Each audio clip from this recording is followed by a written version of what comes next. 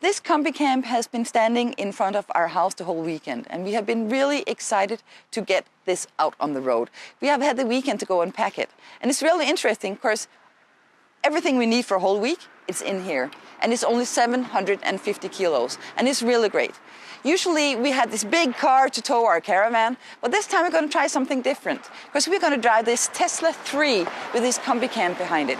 And this is really interesting, because this Tesla 3 is a 100% electric car. It's not a hybrid, it's not a plug-in, it's 100% electric. So that means we have to plan our trip a little bit different. Usually when you drive a gas-driven car, you drive into a gas station and you just fill it up and then you drive on. This Tesla 3 takes about 30 minutes to 45 minutes to get fully charged with electricity when you use the Supercharge-stations. But that means you have to plan your trip a little bit differently. Of course, usually it takes 5 minutes to put gas in the car and then you can drive on. This takes a little longer time. And it's going to be really interesting to try to travel this way. And we get a lot more breaks. That's going to be nice too. Now I'm in the car and I'm ready to go on the road. And I'm going to use the navigator here. I have cheated a little bit. Here, you see it's right there, AltOmCamping. And now it's trying to figure out how I get there. Oh, it says here I have to charge on the road, on the way over there. This Tesla 3 is a long-range model, so usually I don't have to charge on the way when I have to drive 300 kilometers.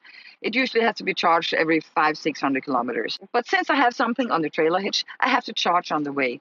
And the funny thing is, and the really great thing is, that as soon as I put the Combi-Camp on the trailer hitch, this car discovered that there was something there, and it put this automatically in camp mode. When this car goes into camp mode, it deactivates some of the security functions. It deactivates some of the cameras. Because this car has, like, I believe it's 12 cameras all the way around.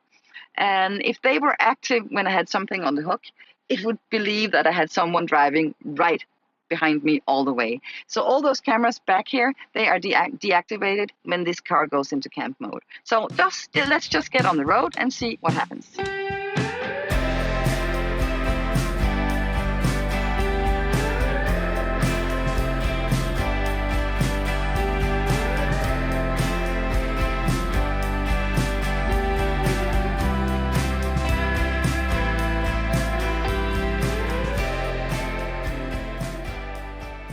Now it's time to charge the car. We could charge for only 15 minutes if we wanted that. That would be enough.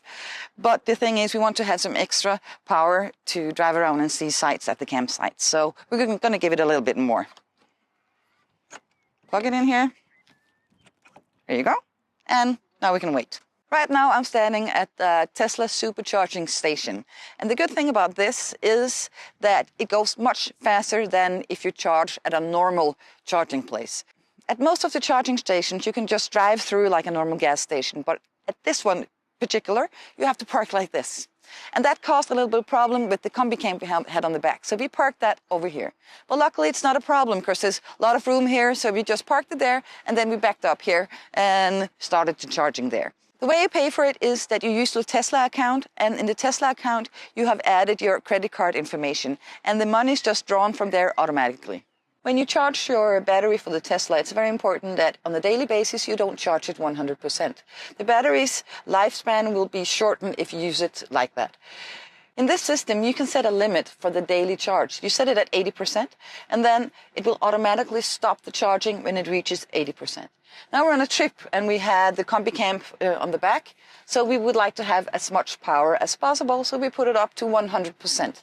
But on a daily basis, just keep it on 80%. Now we're done charging the car, as you can see here, 100%. And we have charged for 131 Danish kroners, and that is not very much. It's a lot cheaper than putting gas on the car. Now we have to go over and pick up the Combi-Camp and then hit the road and find the campsite. We were going to camping on the west coast of Jutland, Denmark. We really love the coast along the North Sea in Denmark a lot, and since we had not been to that campsite before, we were looking forward to visiting this site. If you dream of going camping in the middle of the beautiful Danish nature, then you should treat yourself to a visit to Camping. The campsite is located a little north of Blåvand and has a unique location in the middle of the dunes by the North Sea.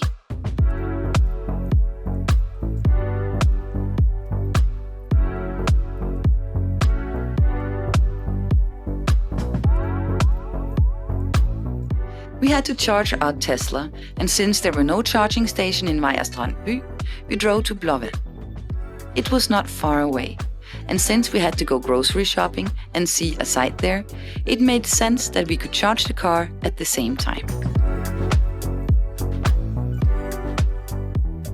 There are 9 Tesla Supercharge-stations around in Denmark, but now we're like quite far away from a highway, from one of the main roads here in Denmark. And luckily, there are other charging stations we can use as well. Here we have a Clever, and I go in this vacation center here, I buy this, and I go out here, just scan it here, and then I can charge my Tesla right here.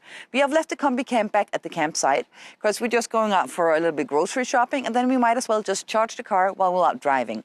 Tomorrow, we are ready to hit the road again and have a lot of more experiences.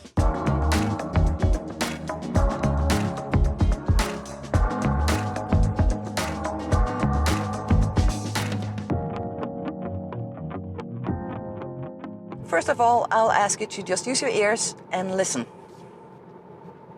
Can you hear anything? No, it's really, really amazing. It's so silent here in the car. It doesn't have an engine as we know it. It's run on electricity and it has a big battery, so it doesn't have this engine that makes a lot of noise when you drive. So it's really, really nice to sit here and just, yes, in this silent room, more or less. Everything has been working really well with the car and the Combi-Camp, and it's been really good tow car, and the Combi-Camp has been really good behind the car as well. It's you don't feel it's there.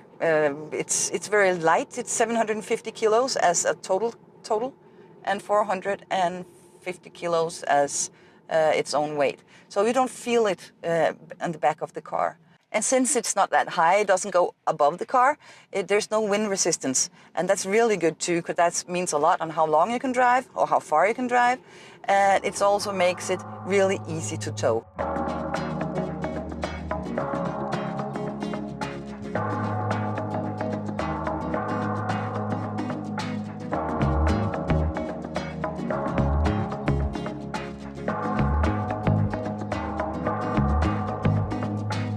Also, when it comes to luggage space, the Tesla 3 is really good.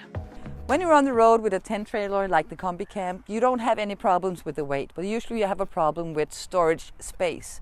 And that's because I'm the kind of person who always drags too much stuff with me when I'm on the road.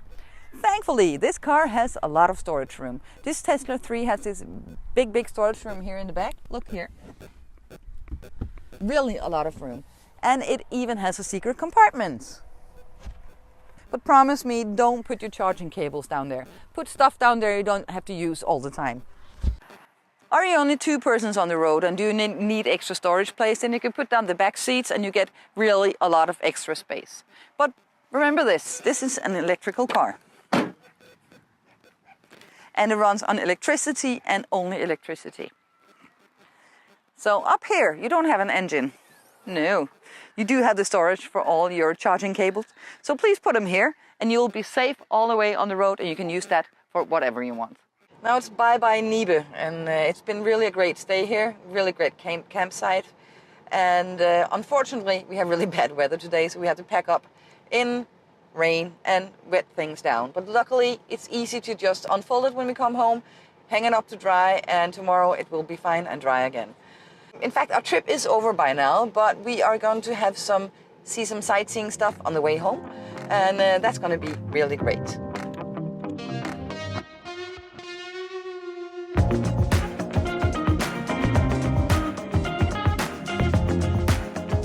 Another really great thing is that we have the Combi-Camp behind the car here, and it's really easy to stop on the way and see sights on the way, because the Combi-Camp is not that big, so we can park more or less anywhere.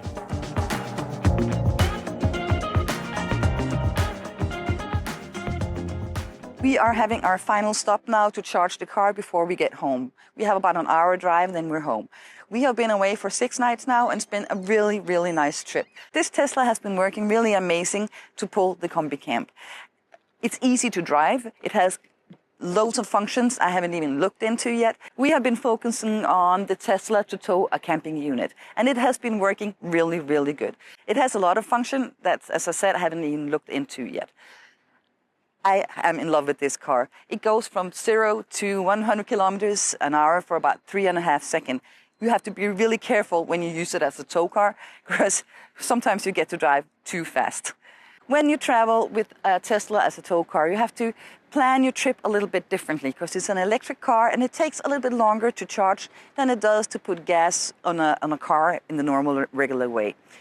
Usually it takes about 40 minutes for this car to charge, and that's a good time to have a break. You can go have an ice cream, go for a walk, eat lunch, eat dinner. Yeah, use the time to take a good break.